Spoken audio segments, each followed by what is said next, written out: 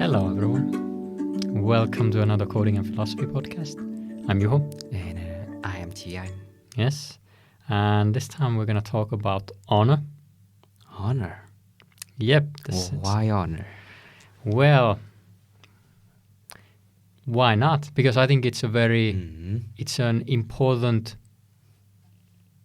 thing to develop. I think honor is something that you develop as a human being. It kind of grows as you develop your sense of self-worth, and coupled with that, you grow your sense of honor.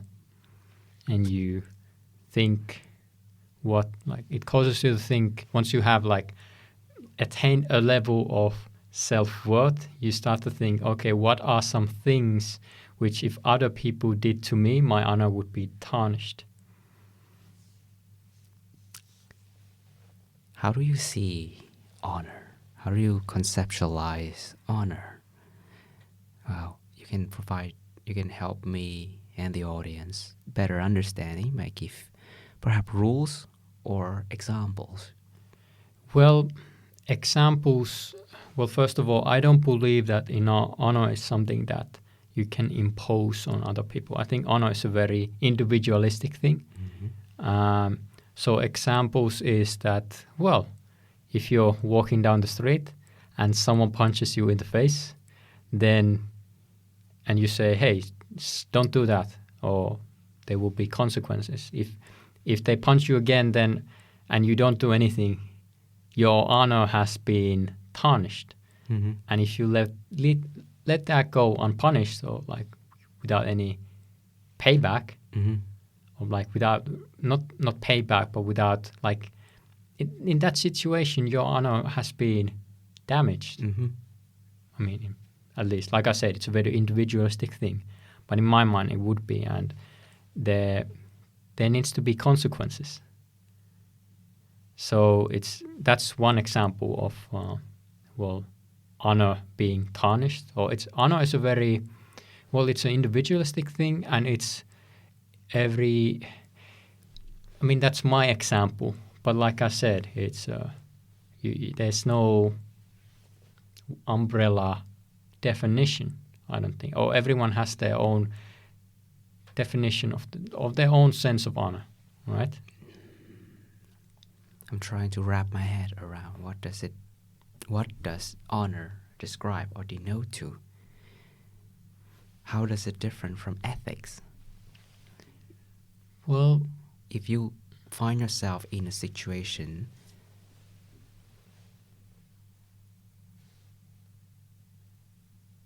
that, for instance, you are supposed to do A, but you don't do A, is that an honorable act, or is that an unethical act?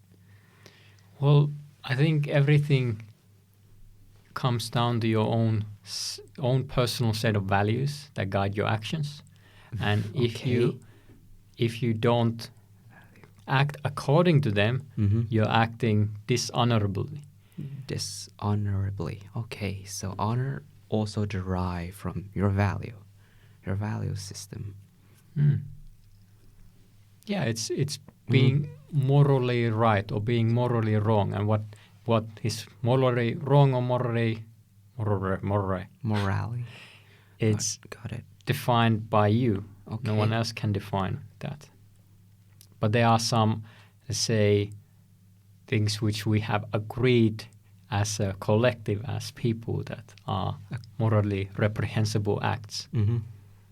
Like thievery or theft or, well, murder. All these basically the 10 Commandments from the Bible. Those are pretty pretty general moral guidelines that would values that we all share to some extent. Then I'm trying to understand what is morale in here, and by trying to define it and trying to see what it is and try to poke around all the corners, so please bear with me. In the case that A kill B, murder B, in the name of honor, because B has tarnished A's honor, does it justify it? Is it a justify for A to murder B in the value that A has to uphold his value, otherwise tarnished? Yeah, well, there are cultures where honor killings are acceptable. Yep. No, that's a cultural honor. Now you're talking. Oh, it's a tradition. It's a tradition. Yeah. So, I mean, Yes, it's a I tradition. only deal in absolutes. So I think there are cases where that is acceptable, but it's very case by case. I don't want to say never to anything, basically. Yeah, there are cases. And also what comes to mind is, this was way back in the day. Back in the day when samurais were roaming around, there was a rule, one of the rules was that if you were a samurai and your master got killed, you would have to kill yourself, because how dare you not do your duty and defend your master. And it's just an example of, trying to impose honor on someone else. This idea of honor, I just don't believe it doesn't make sense But to it's me. a tradition. It's almost the same as the tradition that killing people to maintain your honor is acceptable, just as you prelude earlier. Maybe it's a tradition.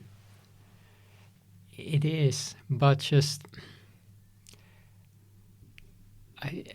I don't believe in. It doesn't make sense to me have this idea of imposed honor or imposed, because you're imposing this value system. But what happens if it's not imposed, but it's indoctrination? So from a very young, impressionable, and malleable age of a child, that child has been exposed to what's happening surrounding him and being taught by the society through education, by adulthood, by interaction with the world. And that honor, that cultural honor, is not imposed, but is developed within the child. Well, there are. It's not an imposed, as in you have to be this, but it's the fact that the child grows up in that environment, therefore develop that in his head. Well, you're always going to have that. You can't. That's the way humans are wired. But you pick the things as a grown-up child. You look back on what are the values which I have inherited. You disregard the ones which are advantageous to you and which are bad for you. You disregard the ones which are bad for you, and you keep the ones which are advantageous to you. And that's how you orient yourself in the world. Because I think the best, if you're talking about the greatest people, like there was, I always bring the example of, what's his name? Miyamoto Musashi, this samurai who killed like almost 70 people. That's just a rookie number. Yeah. Just kidding. I kill 0 person, so I'm the rookie one. Yeah. My kill. Yeah, I got also 0 kills. But so he was a very proficient, prolific. Prolific killer. Yeah, a very prolific samurai. Hey, if your job is to kill people, then you are a prolific guy. If you do that, if you kill that many. So, and he wrote a book, the Book of Five Rings, and in that book it says, he who sees, once you see the way, you see it in all things. And it's a very, that's the way you orient yourself in life. You don't indoctrinate yourself into, or you don't let yourself be indoctrinated into any set of beliefs or any single belief. You look at the world and you see the world as ideas. And can you say the quote again? Slowly. So let me to absorb that at the same time. Yeah, and okay. Listeners, are you ready? Here comes the quote. Once you see the way, you see it in all things.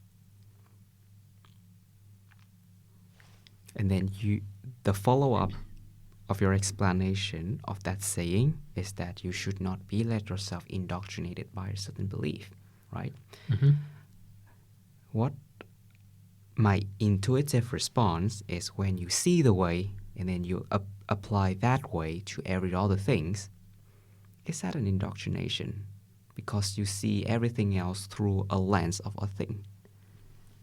Well, it is indoctrination, but it's a very broad. Like you want to be broad in everything that you do. Allow me to rephrase. It's not Okay. indoctrination, it's bias. Because now, when you see a way,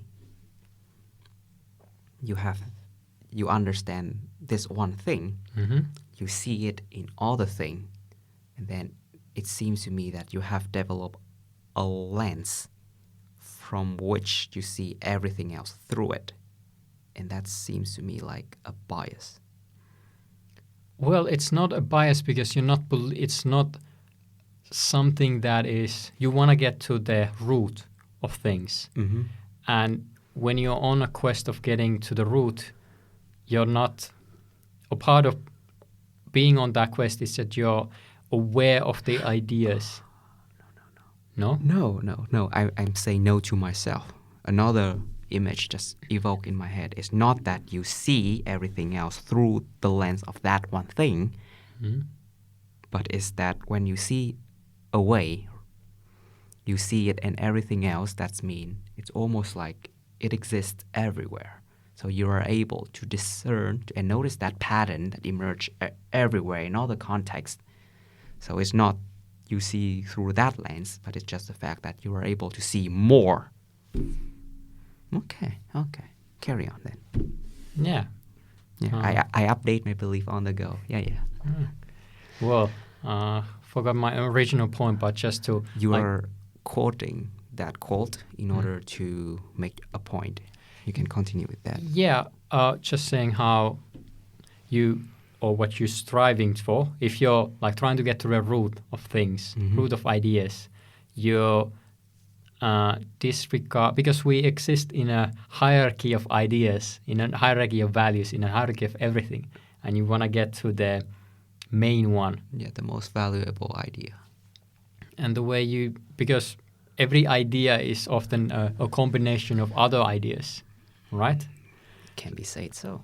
Yeah, so you want to get to the what is the original idea. That's the whole point of philosophy. I think it's trying to reach the original question. Mm-hmm.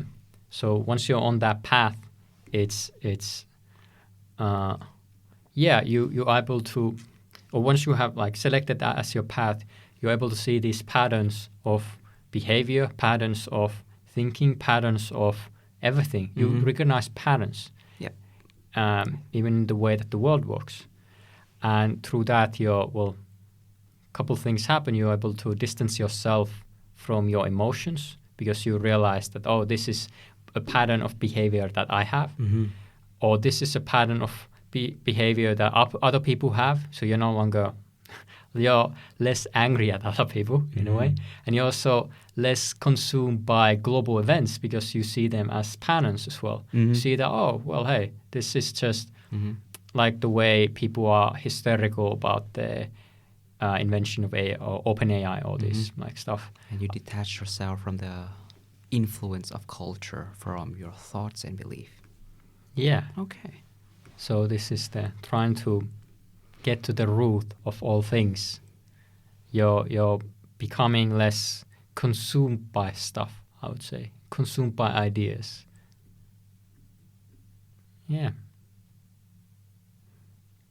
I think that's... Then if you reach to the bottom, will you realize that honor is also a human construct?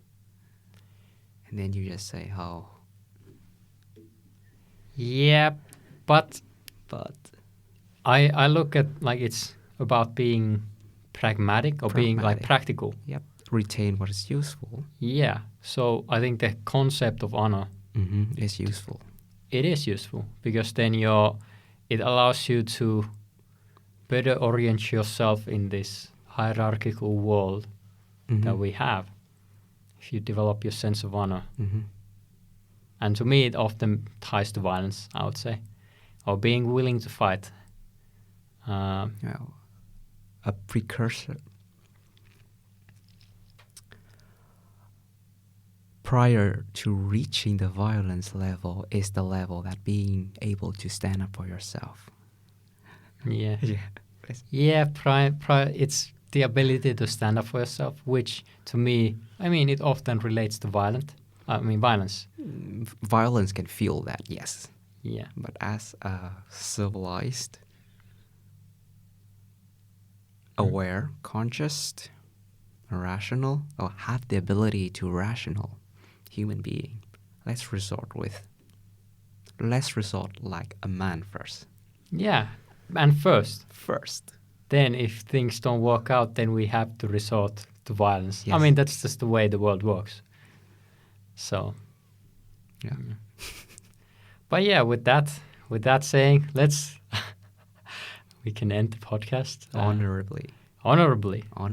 Yeah, there was no violence here today. It was discussion between gentlemen. Thank you for joining us for another episode. And remember, keep on coding. Well, yeah, keep on coding. And also keep on being honorable and keep on thinking about things. Code with honor. Code with honor. Try to get to the root of things. Do all that stuff. Goodbye. Goodbye.